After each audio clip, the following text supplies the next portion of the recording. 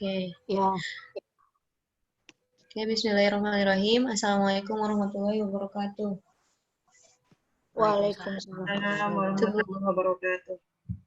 Sebelumnya mohon maaf ya kameranya nggak bisa nyala. Kami dari kelompok 6 ingin menyampaikan tentang kalam dalam balaghah. Pengertian kalam dalam istilah ilmu nahwu adalah sesuatu yang di dalamnya berkumpul 4 perkara, yakni lafaz, atau ucapan, murokab atau tersusun, mufid atau memberi faidah, dan bil wad'i, yaitu artinya dengan bahasa Arab. Hal ini sebagaimana disebutkan dalam kitab Jurumiyah, al-kalamu huwa lafdul murakkabul mufidu bil wad'i. Kalam adalah lafaz yang tersusun yang beri faidah dengan menggunakan bahasa Arab. Sedangkan balaghah kalam artinya ialah maknanya jelas, ungkapannya fasih, sesuai tempat dan keadaan orang yang diajak bicara.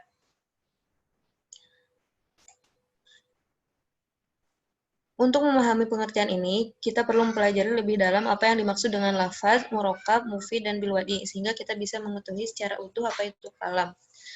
Lafaz secara bahasa memiliki arti kata, sedangkan menurut istilah ialah suara atau ucapan yang mengandung huruf hijaiyah, misalnya lafaz kitabun, masjidun, atau zaidun.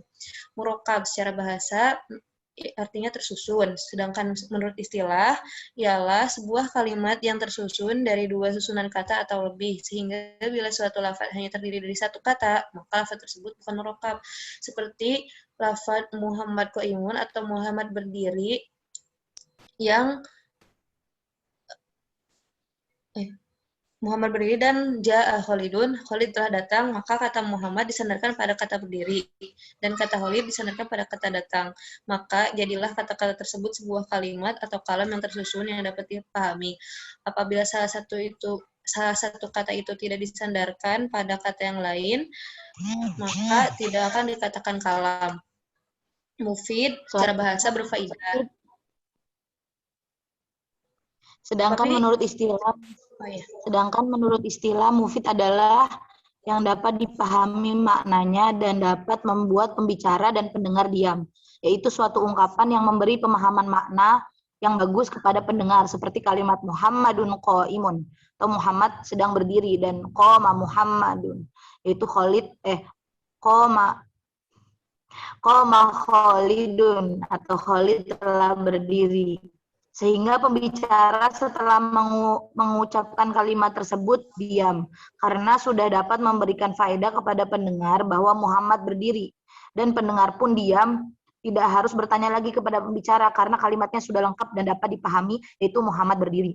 Selanjutnya, bil wada'i. Secara bahasa, bil wada'i memiliki arti sengaja, sedangkan secara istilah wada'i adalah memberikan faidah dengan sengaja. Adapun bil wada'i, sebagian ulama menafsirkannya dengan maksud bil qasdi, itu dengan maksud. Maka perkataan orang yang tidur dan lengah atau lalai tidak dinamakan kalam menurut ulama nahwu. Sebagian lain menafsirkan dengan bahasa Arab. Maka perkataan orang ajam atau non-Arab seperti Turki, Barbar tidak dinamakan kalam menurut ulama nahwu. Berikut ini contoh kalam yang sudah memenuhi 4 syarat, berupa lafaz, murakkab, mufid, dan bil wad'i adalah sebagai berikut. Manjaddah wajada, artinya barang siapa yang bersungguh-sungguh maka ia akan berhasil. Ucapan di atas merupakan kalam karena sudah memenuhi 4 syarat, yakni 1, lafaz berupa ucapan yang mengandung huruf hijaiyah. Yang kedua, murakkab karena tersusun dari beberapa kata. Yang ketiga, mufid karena memberikan faidah berupa makna sempurna. Dan yang keempat, bil wad'i berupa bahasa Arab. Selanjutnya, macam-macam kalam. Kalam terbagi kepada 2 bagian, yaitu kalam khobar dan kalam insya. Yang pertama, kalam khobar, yaitu perkataan atau ungkapan yang dapat dinilai benar atau bohong karena isinya menunjukkan berita. Yang dimaksud dengan kebenaran suatu berita adalah jika apa yang dikatakan sesuai dengan apa yang terjadi, dan dikatakan berita tersebut bohong jika apa yang dikatakan tidak sama dengan kenyataan yang terjadi. Oleh karena itu, kalimat seperti itu disebut kalam informatif. Pada dasarnya, ketika seseorang menyampaikan sebuah berita kepada orang lain, ia memiliki 2 tujuan, yaitu ifadah khobar, memberitahu audiens tentang suatu berita yang belum diketahui. Contohnya pada surat Al-Qari'ah Yauma yakunun nasu kal farashil mabthus. Pada hari itu manusia seperti anai-anai yang bertebaran. Ayat ini mengandung unsur kalam khobar yang memiliki tujuan berupa faidatul khobar, yaitu memberitahu kepada seorang yang belum tahu khobar tersebut, yaitu Allah memberitahu kabar tentang keadaan hari kiamat, yang dimana pada hari itu keadaan manusia seperti keadaan kupu-kupu atau keadaan laron yang berterbangan bercampur satu dengan yang lainnya. Selanjutnya lazim al-faidah, yaitu seorang pembicara memberitahu audien tentang berita yang telah diketahui oleh audien, sehingga pada hakikatnya pembicara bukan semata-mata ingin menyampaikan berita, tapi ingin memberitahu pada orang lain bahwa dirinya pun mengetahui berita yang telah mereka ketahui. Selain kedua tujuan utama dari kalam khobar, terdapat tujuan-tujuan lainnya yang merupakan pengembangan dari tujuan semula.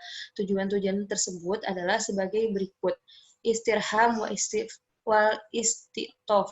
Dari segi bentuknya, kalam ini berbentuk khobar atau berita. Akan tetapi dari segi tujuannya, mutakalim ingin dikasihani oleh mukhatab. Contoh kalam khobari dengan tujuan istirham adalah doa Nabi Musa yang dikutip Al-Quran dalam surah Al-Qasas ayat 24 yang berbunyi fasaqalahuma thumma tawalla ila dhilli faqala rabbi inni lima anzalta ilayya min khairin faqir.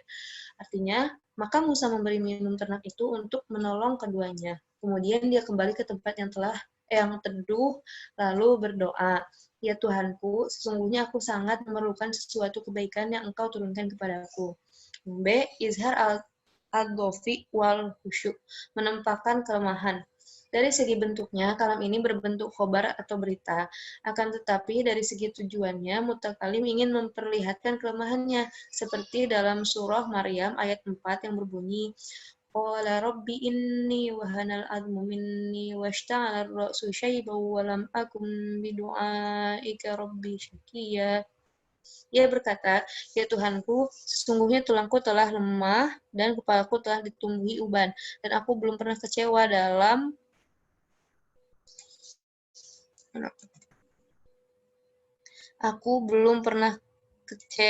dalam berdoa kepada Engkau, ya Tuhanku. Selanjutnya, izhar at-tahassur wa tahazan, memperlihatkan penyesalan, seperti doa Imran bapaknya Maryam yang diriwayatkan dalam Al-Qur'an dalam surah Ali Imran ayat 36 yang berbunyi Rabbi inni wada'tuha unsa wallahu a'lamu bima wada'at. Tuhanku, aku telah melahirkan ia wanita dan Allah mengetahui apa yang ia lahirkan. Al-Fakhr bermaksud untuk kesombongan. Misal dari al-fakhr atau idharul fakhr termaktub dalam Al-Quran surah Al-Isra ayat 81 yang berbunyi wa qul ja'al haqqu wa zahaqal batil innal batila kana zahuqa, dan katakanlah yang benar telah datang dan batil telah lenyap. Sungguhnya yang batil itu adalah sesuatu yang pasti lenyap. Lalu yang selanjutnya poin maaf ya, ada kesalahan penulisan teman-teman. Menghimbau untuk berusaha dan rajin. Misal, dari kalimat yang kelima ini biasanya diungkapkan oleh atasan kepada bawahannya, seperti perkataan guru terhadap murid, yaitu jangan malas-malas dan rajinlah. Dilihat dari keberadaan orang-orang yang menjadi audien dari berita yang disampaikan, maka kalam khobar dibagi menjadi 3, yaitu khobar ibtidai. Berita ini disampaikan pada orang yang masih polos atau khalidin zihni, belum menerima berita apapun. Di antara tanda kepolosannya adalah tidak menampakkan keraguan ataupun pengingkaran terhadap apa yang kita katakan. Yang kedua itu khobar tolabi. Jika audien menampakkan keraguan terhadap berita yang kita sampaikan, sebaiknya perkataan ini menggunakan penekanan dengan menambahkan kata inna atau sungguh, karena ungkapan ini ditunjukkan pada mukhatab mutaraddid. Ia butuh ungkapan yang dapat membuat dirinya yakin. Selanjutnya, khabar inkari, jika audien menampakkan penolakan serta pengingkaran terhadap apa yang kita utarakan kepadanya, maka dalam ungkapan ini sangat diperlukan beberapa penekanan atau taukid dengan menggunakan 1, 2, atau 3 penekanan sesuai dengan tingkat pengingkarannya. Selanjutnya, dilanjutkan oleh Saudari. Selanjutnya yang kedua macam-macam kalam, yaitu kalam insya. Telah Tadi kita udah ketahui. jelas Mbak ya, Mbak. Terkait dengan kalam khabar. Sebelum berlanjut ke kalam insya, ada pertanyaan. Kalam khabar dan aghrad min kalamil khabar. Tujuan-tujuan dalam membuat sebuah statement, sebuah ibarat, sebuah pernyataan. Ada kalanya sebuah pernyataan, narasi, kemudian ibarat atau statement itu bertujuan untuk apa? Memberi informasi terhadap orang-orang yang sebelumnya belum mengetahui informasi tersebut. Nah, ini kita kenal sebagai apa? Khabar ibtidai.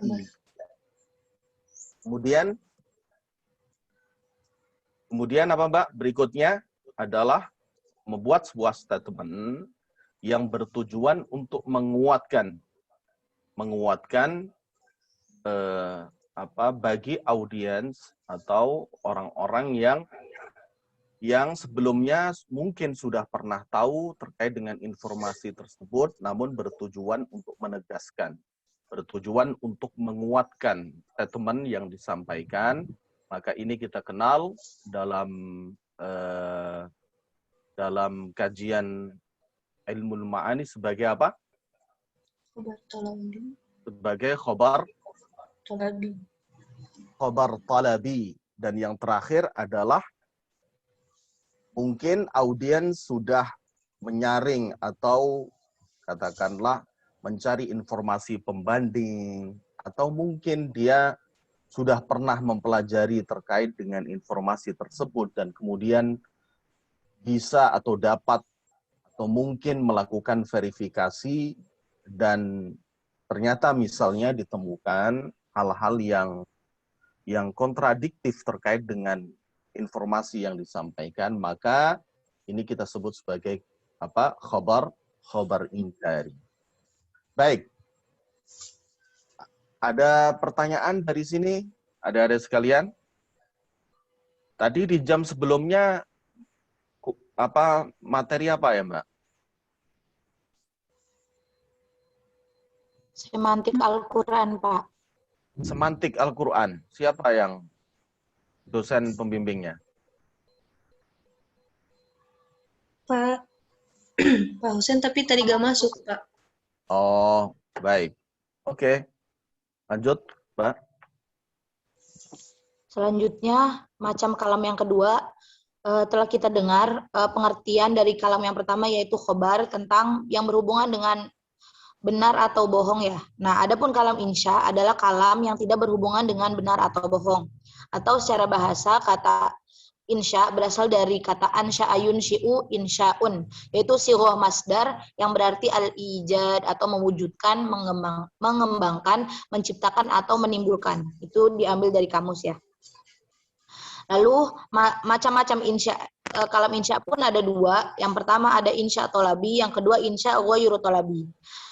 Insya tolabi adalah kalimat yang menuntut terjadinya sesuatu seperti tamanni atau pengharapan, angan-angan. Lalu ada istifham, yaitu tanda tanya. Ada amr, yaitu perintah. Yang masuk dalam perintah juga adalah nahyun, yaitu larangan. Dan nida, panggilan. Yang kedua ada insya ghairu tolabi. Insya ghairu tolabi adalah kalimat yang tidak menuntut terjadinya sesuatu. Di antaranya ungkapan pujian, ungkapan celaan, ungkapan sumpah, kekaguman, seperti pada jual beli, dan ungkapan pengharapan. Namun, macam-macam insya ghairu tolabi tidak termasuk ke dalam pembahasan ilmu ma'ani. Selanjutnya kita akan bahas 5 macam insya dari insya tolabi. Yang pertama ada amr atau perintah. Amr adalah tuntutan untuk melakukan sesuatu yang datang dari atas kepada yang di bawah. Contohnya dalam surah An-Nur ayat 56. Qala Allah Ta'ala, a'udzu billahi minasyaitonir rajim wa aqimus shalah. Yang artinya dan dirikanlah salat. Kata aqimu pada ayat di atas adalah bentuk amr atau perintah dari kata aqoma yuqimu yang berarti mendirikan atau melaksanakan.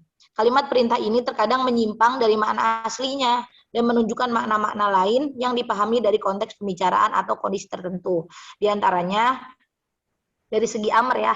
Terkadang yang lafadznya amr itu tuh maknanya tuh menyimpang gitu. Jadi kan kalau yang kita ketahui amr berarti perintah, berarti wajib dilakukan.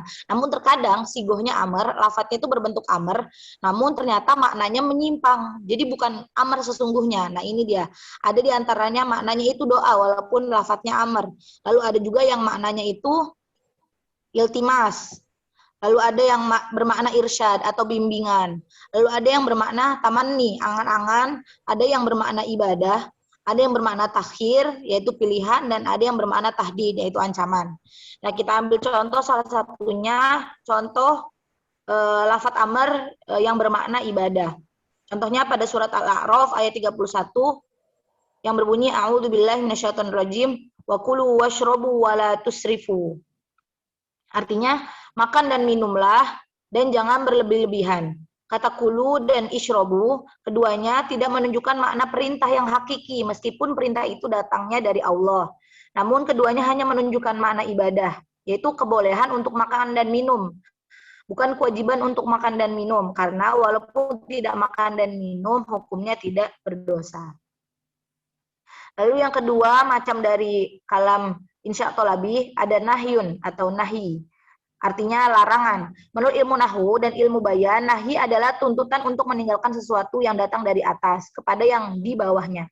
Nahi dapat diungkapkan dengan satu cara, yaitu menggunakan fi'il mudhari dan didahului dengan la nahi yang menjazamkan. Contohnya, pada surat Al-Isra ayat 23. Qala Allah Ta'ala, wala taqrabuz zina innahu kana fahisyatan. Yang artinya, dan jangan kalian mendekati zina, sebab ia adalah perbuatan yang nista. Nahyun juga terkadang keluar dari makna aslinya dan menunjukkan makna, ini dijelaskan dulu dari contohnya. Nah, di situ ada kata la, wala takrobu. La itu artinya tidak ya. Di situ dijelaskan bahwasanya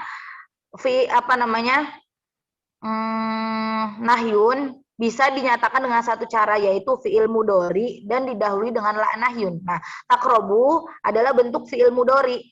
Nah, didahului dengan la nahi yang menjazamkan. Nah, di sebelumnya, sebelum takrobu, ada kata la. Nah, la itu artinya la nahi yang berarti tidak atau jangan. Itu larangan. Namun, nahyun juga terkadang keluar dari makna aslinya dan menunjukkan makna yang lain sesuai konteksnya. Di antaranya sama ya, ada yang bermakna doa, ada yang bermakna tamanni, ada yang bermakna irsyad, bermakna taubih, celaan atau hinaan, dan juga bermakna tahdid atau ancaman. Contohnya kita ambil nahyun yang bermakna doa. Pada surah Al-Baqarah ayat 286. Qala Allah Ta'ala, Rabbana la tu'akhidna in nasina au akhtana, katanya. Terus artinya, ya Tuhan kami, jangan siksa kami jika kami lupa atau berbuat salah. Makna doa muncul jika nahyun berbentuk permohonan yang berasal dari pihak yang rendah kepada pihak yang lebih tinggi, atau dari yang kecil kepada yang besar. Di situ kan ada kata la tu'akhidna gitu ya. Jangan ambil kesalahan dari kami gitu ya. Jangan minta diampuni lah dosanya. Ini kan bukan perintah, tapi ini adalah sebuah doa atau permohonan dari kami sebagai makhluk, yaitu lebih rendah. Maksudnya kedudukan makhluk itu kan lebih rendah kepada Allah. Allah itu lebih tinggi gitu, kepada yang lebih tinggi. Lalu yang ketiga ada istifham atau tanya. Istifham adalah tuntutan untuk mengetahui sesuatu yang sebelumnya tidak diketahui. Kalimat tanya ini dapat diungkapkan melalui kata yang disebut adawatul istifham, yaitu ada hal, ma, man, mata, ayyana, kaifa, aina, anna, kam, ayyun. Nah, contohnya pada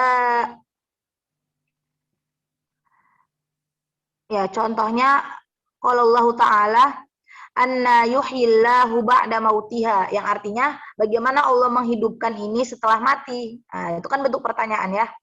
Nah, anna di sini memiliki arti sebagaimana kaifa. Terus ada contoh yang kedua menggunakan adawat ayyana. Kalau Allah Ta'ala yas'alu ayyana yaumal qiyamah, yang artinya yaumul qiyamah. Yas'alu ayyana yaumul qiyamah. Artinya dia Dia bertanya kapan terjadinya hari kiamat itu. Maaf ya, Tipo. Dia bertanya kapan terjadinya hari kiamat itu. Ayyana untuk menanyakan ketentuan waktu akan saja dan berfungsi untuk membuat takut. Selanjutnya ada tamanni yang macam keempat. Yang berarti angan-angan. Tamanni adalah menuntut sesuatu yang disenangi, tetapi tuntutan itu sulit terjadi atau bahkan mustahil. Dan jika tuntutan itu terjadi, maka harapan itu dinamakan taroji dan dinyatakan dengan asa atau la'alla, yang artinya mudah-mudahan atau semoga. Contohnya, kalau Allah Ta'ala, la'allallaha yuhditsu ba'da dzalika amro. Artinya mudah-mudahan Allah akan mengadakan suatu perkara sesudah itu. Di situ ada kata la'alla. Ya, di situ artinya semoga atau mudah-mudahan. Lalu yang terakhir ada nida. Nida itu artinya panggilan. Nida adalah meminta datangnya seseorang dengan menggunakan kata-kata tertentu yang mengandung makna panggilan sebagai pengganti kata ad'u, yang artinya aku memanggil atau aku panggil. Kata-kata yang digunakan untuk nida ada 8, yaitu yang ada di bawah sini ya, bisa dibaca. Semua artinya hai. Dan ayun untuk memanggil yang dekat. Dan selain itu untuk memanggil yang jauh. Tetapi karena kadang yang jauh menempati tempat yang dekat, maka dipanggil dengan a atau ayun sebagai pertanda bahwa pemanggil sangat mengharapkan kehadirannya dan seakan-akan akan dipanggil, seakan-akan yang dipanggil itu ada di dekatnya. Kalimat panggilan terkadang menyimpang dari makna aslinya, yaitu tuntutan untuk menghadap kepada seorang, tetapi menunjukkan makna lain, yaitu makna zajr, larangan atau bentakan. Habis itu juga bisa bermakna tahassur atau penyesalan atau rasa duka cita. Bisa juga bermakna igro atau dorongan. Untuk yang nida, saya masih bingung dengan contohnya Bapak, jadi saya nanti mau bertanya sama Bapak. Ya, oke. Lanjut aja, Mbak. Sudah selesai, Oh, Pak? sudah. Ya.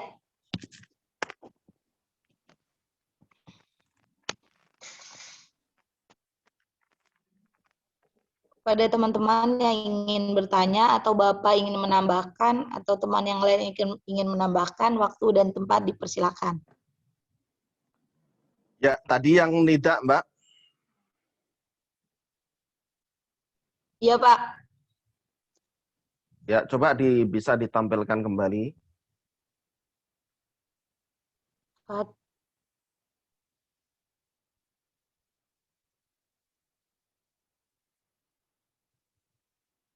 Ya, jadi kalau kita membuka literatur tentang balaghah, usahakan untuk mengambil contoh atau mengutamakan contoh-contoh yang dari Al-Quran ya.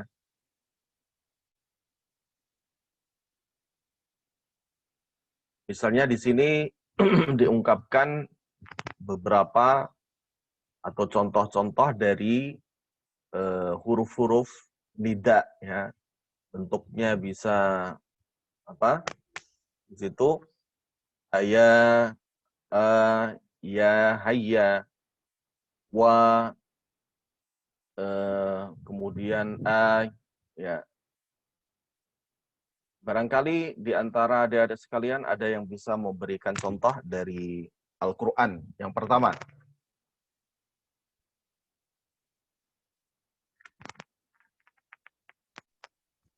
Kalau kayak kata ya ayyuhalladzina amanu atau ya ayyuhan nabiyyu kayak gitu termasuk ke dalam kalam insya yang nida ini enggak, Pak? Tidak, Mbak. Kalau itu nida murni ya. Yang dimaksudkan di sini adalah nida-nida yang katakanlah bermakna atau bertujuan tidak hanya sebatas panggilan. Nah, Umumnya panggilan itu kan memanggil seseorang atau apapun itu entitas yang memiliki identitas atau nama dengan menggunakan harfun nida ya. Oke, Mbak.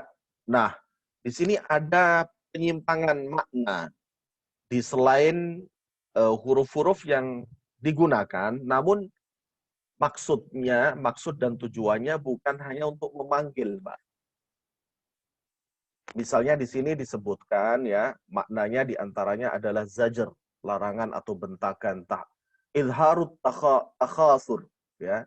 Takhasur artinya menampakkan sebuah penyesalan atau rasa duka yang mendalam, atau bahkan ighra atau terghib, raghiba an raghiba fi, ya. Terghib terghib wa terhib, baik mendorong atau memotivasi dalam arti yang positif, atau terhib pakai hak bil hak, terhib itu artinya menakut-nakuti ya, atau memberi peringatan ya, tengzir atau inzar. Barangkali adik-adik ada yang lain yang bisa ngasih contoh.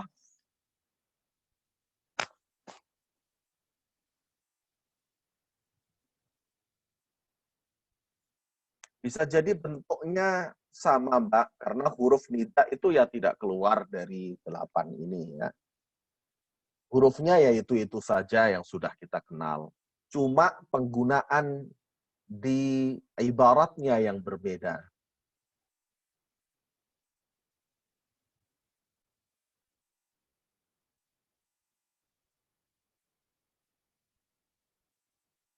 Apa kira-kira, Mbak? Wa yaqulul kafiru ya laitani kuntu turaba. Ya. Wa yaqulul kafiru ya laitani kuntu turaba. Di situ ada harfun nida apa bentuknya? Iya. Iya.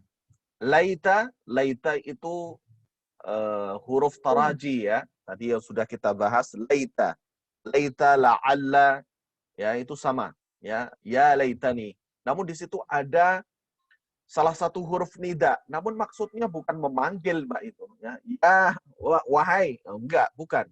Tapi ini adalah penyimpangan penggunaan pada huruf nida. Ya laitani kuntu turaba, maksudnya apa? Ini adalah izharut takhasur, adalah menampakkan sebuah penyesalan ya, saat orang-orang kafir itu nanti pada hari kiamat disiksa sedemikian rupa pedihnya sampai mereka putus asa begitu ya, mending nggak disiksa deh, mending hancurin sekalian gitu ya. Laitani kuntu turaba, dalam bahasa kita seperti itu. Itu namanya izharut takhasur. Oke.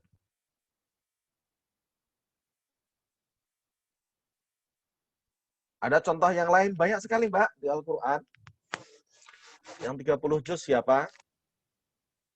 Ya ayyatuhan nafsul mutmainnah gitu. Oh, salah satunya ya ayyatuhan nafsul mutmainnah. Ya ayyatuhan nafsul mutmainnah. Irji'i ila rabbika ila rabbiki radiyatan mardiyah. Ya, konteks ayat ini adalah apa namanya? Situasi yang gembira seperti itu dalam rangka apa?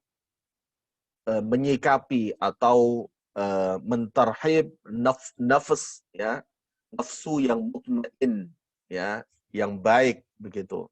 Nah, ya ayyatuha ini bisa kita masukkan dalam tujuan apa? Terghib fi atau ighra atau dorongan ya, dorongan dalam arti yang positif ya. Ya ayyatuhan nafsul mutmainnah. Duhai, bukan wahai nafsu. Duhai nafsu yang mutmainnah, yang baik, yang luhur, yang agung ya. Irja'i ila rabbiki radiyatan mardiyah. Kembalilah kepada Tuhanmu radiyatan mardiyah, dalam keadaan yang diridai ya. Baik.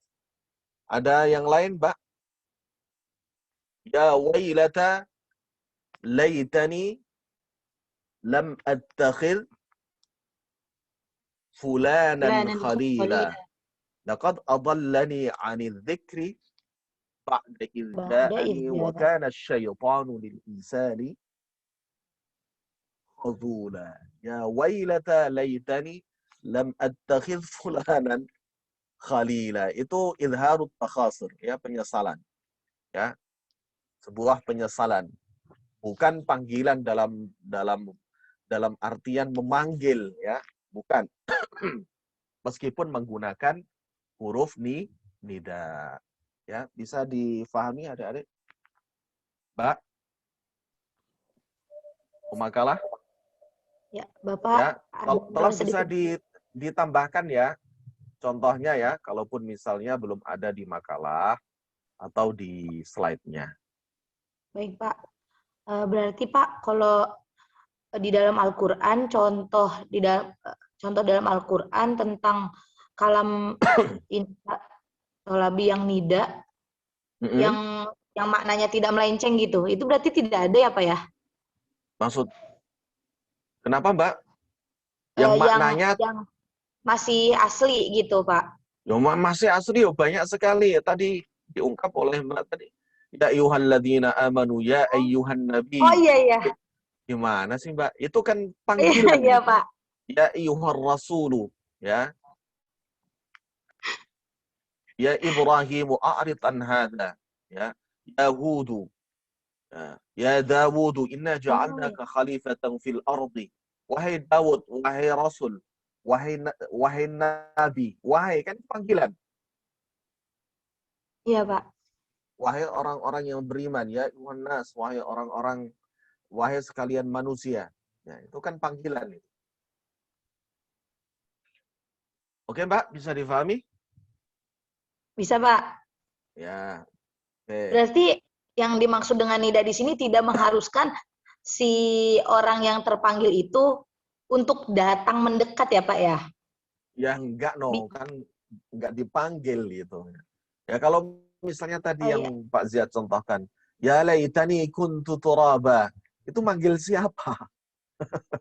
Enggak ada munada di situ, Mbak. Betul. Ya, rukunnya nida itu kan ada harfun nida, ada munada, ya kan ada begitu, ada yang dipanggil, ada objek yang dipanggil. Ini kan enggak ada. Ya laitani kuntu turaba. Duhai andaikan aku dihancurkan sekalian, ya nggak disiksa pedih seperti ini gitu ya, kan nggak ada yang dipanggil. Baik, oke. Baik, Pak, makasih, Pak. Ya, baik, dari sini ada pertanyaan. Nah, terkait dengan tamanni ini juga banyak sekali, Mbak, ya. Syukur-syukur adik-adik sekalian kalau membuat contoh itu lebih dari satu agar ada perbandingan. Ya, contoh jangan satu saja. Kalau kita cari banyak sekali dalam Al-Quran. Misalnya tamanni, la'allallaha yuhdithu ba'da dzalika amra, ya. Ayat atau kata yang menggunakan la'alla itu banyak sekali, ya. La'alli a'malu salihan fima taraktu. Kalla innaha kalimatun huwa qailuha. La'allakum tashkurun, la'allakum tattaqun, la'allahum yatadzakkarun, la'allakum ya'qilun. Banyak sekali, ya. Oke. Baik. Demikian, Mbak. Ada sekalian, ada pertanyaan?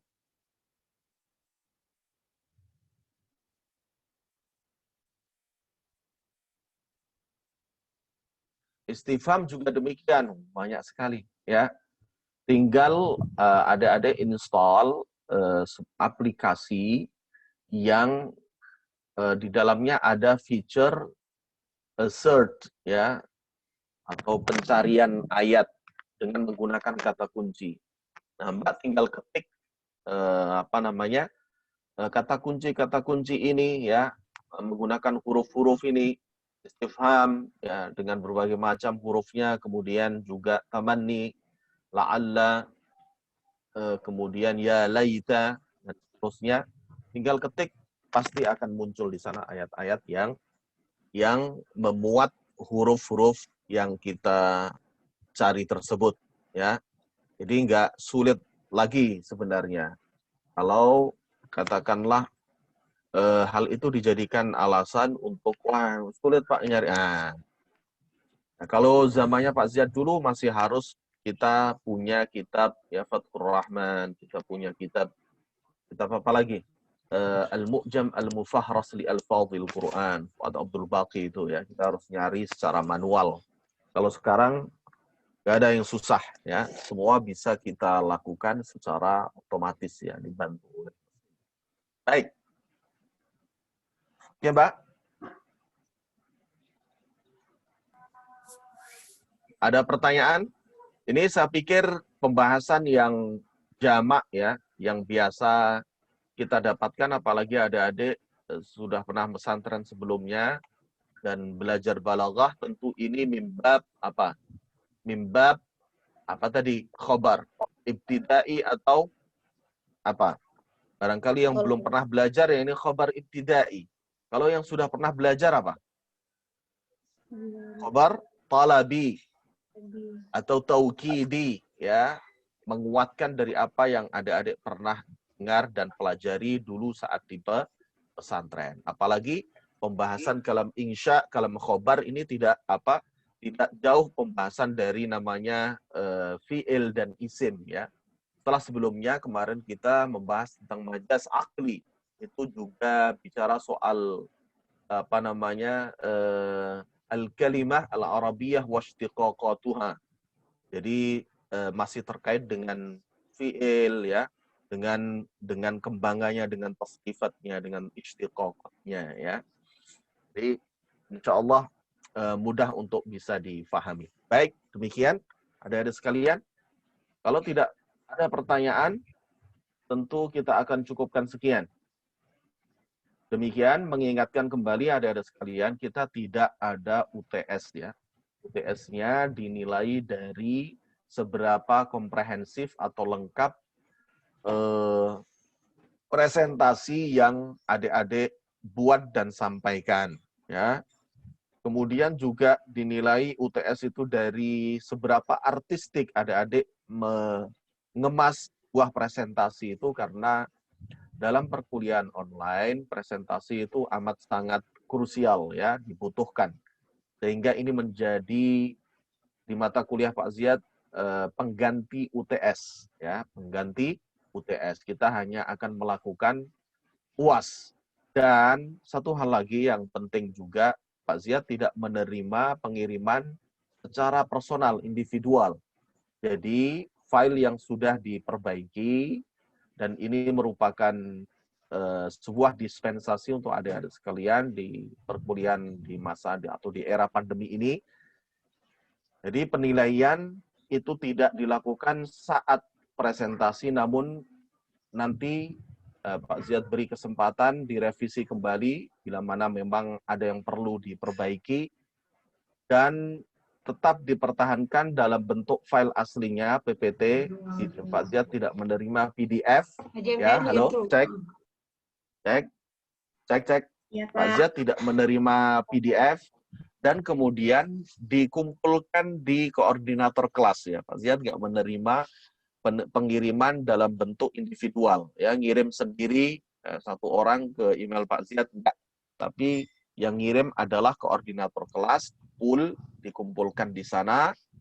Jangan sampai ketinggalan, karena kalau ketinggalan ya mohon maaf, maka nilai juga akan ketinggalan adik-adik. Jadi tolong bisa diperhatikan dengan baik ya.